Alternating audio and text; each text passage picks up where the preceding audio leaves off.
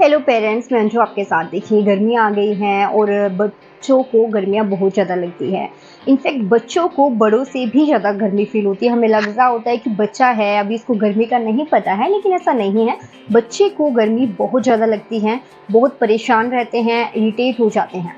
तो इस दौरान गर्मी में हमें बच्चे को ठंडा रखना बहुत ज़रूरी है। ठंडा का मीन्स ये नहीं कि हमें उसको भाई एसी की कूलिंग देनी है या फिर एसी में रखना है, ऐसा नहीं है। हमें कुछ घरेलू जो तरीके हैं उनसे भी अपने बच्चे को हम ठंडा रख सकते हैं।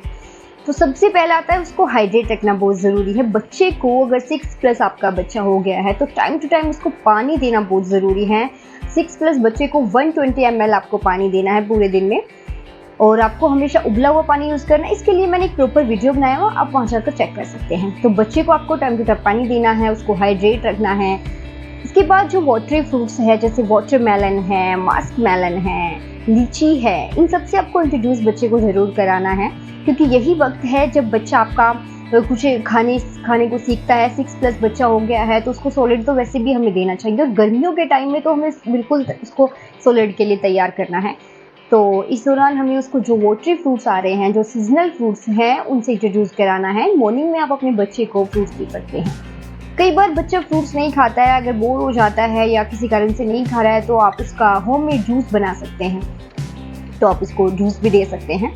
जब तक आपका बच्चा 2 साल का नहीं हो जाता है, मैं तो ये कहूँगी कि आपको होममेड ही जूस बनाना है, घर पर ही जूस बनाकर बच्चे को देना है। तो भी ठंडी चीज़ें हैं, 6+ बच्चा है आपका, सॉलिड के लिए रेडी है, तो आपको क्या करना है, जैसे घर में लस्सी बनती है, दही है, यानी बटर मिल्क है, कर्ड है, आप ये दे सकते हैं बच्चे को।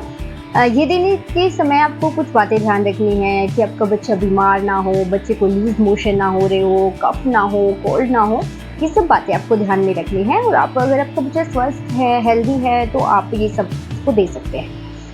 इसके बाद आता है कि जो बच्चों को हमें कपड़े किस तरीके के पहनाने हैं। कि देखिए, गर्मियां हैं, गर्मियों में हमें खुद ज़्यादा हैवी फैंसी कपड़े पसंद नहीं हैं, मोटे कपड़े पसंद नहीं हैं।